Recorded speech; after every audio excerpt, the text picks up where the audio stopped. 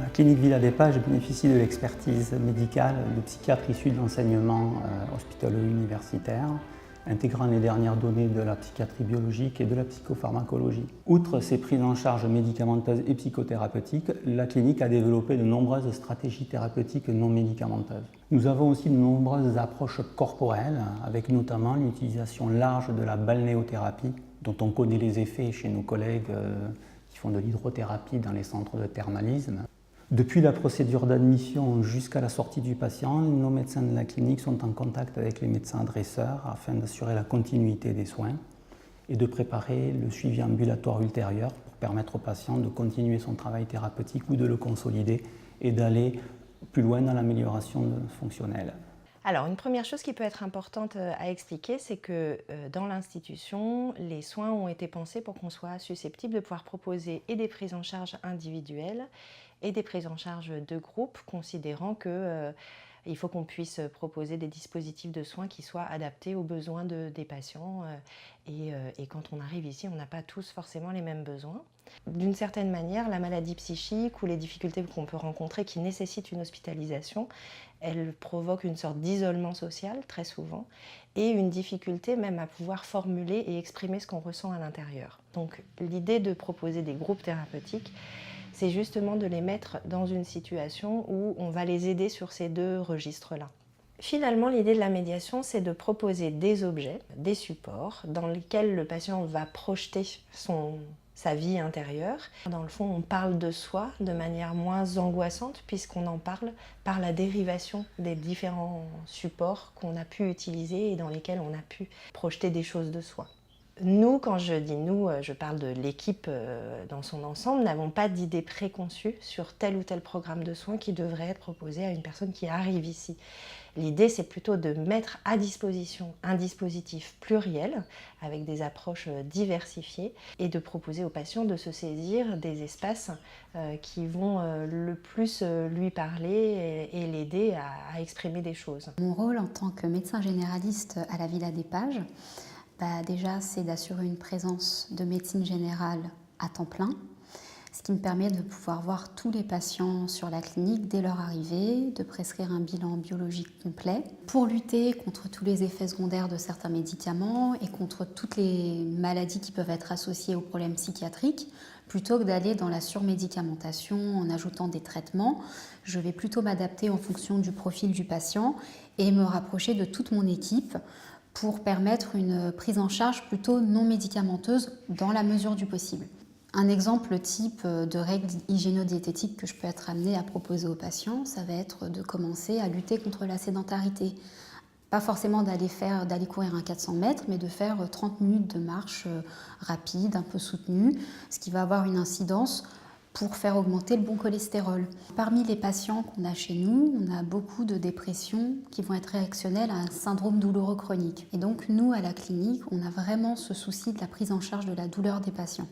Pour cela, on a un comité de lutte contre la douleur et des infirmiers référents douleur sur chaque pavillon de la clinique.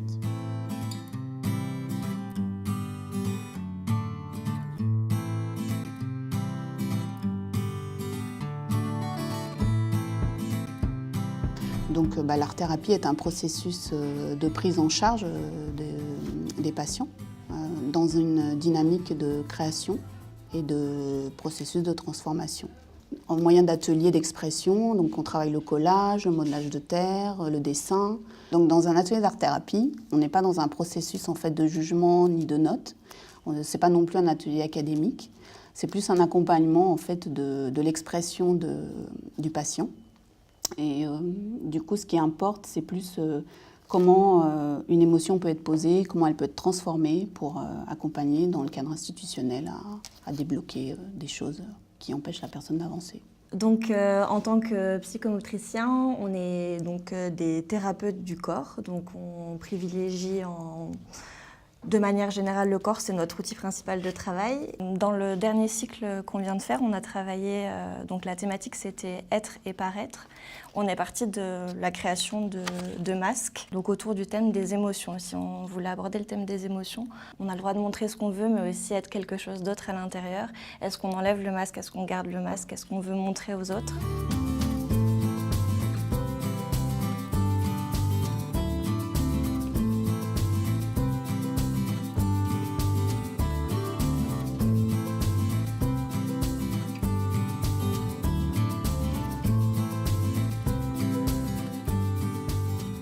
Ma mission en tant que cadre de santé, c'est d'assurer le lien entre les différents professionnels de la clinique afin de pouvoir repenser en permanence, réfléchir les soins afin du coup d'être dans une amélioration permanente de tous les dispositifs que nous proposons aux patients et à leur entourage.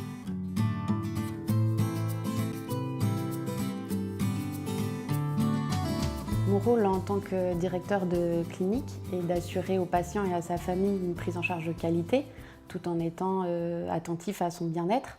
Nous avons choisi de mettre l'excellence au service du soin, ce qui nécessite en fait pour chaque corps de métier, qu'il soit médical, paramédical, administratif, de maintenance ou hôtelier, de pouvoir mener à bien sa mission sous la houlette d'un responsable de service qui, lui, veille à ce que l'ensemble de ses équipes puissent mener à bien la mission qui est la sienne. La qualité des soins que nous proposons ici à la clinique, c'est avant tout, je crois, la proximité entre les professionnels, les patients et leur entourage, avec un accompagnement quotidien, une écoute permanente et une attention singulière pour chacun d'entre eux. Je crois que ce lien de confiance est la base d'un véritable travail thérapeutique.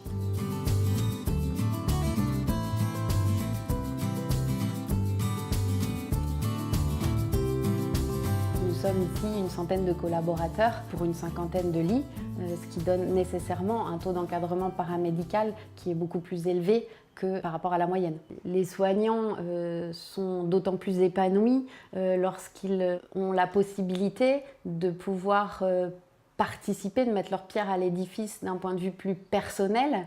Nécessairement, le soin est plus incarné, donc le patient le ressent tout de suite et c'est d'une part plus agréable et ensuite beaucoup plus efficace.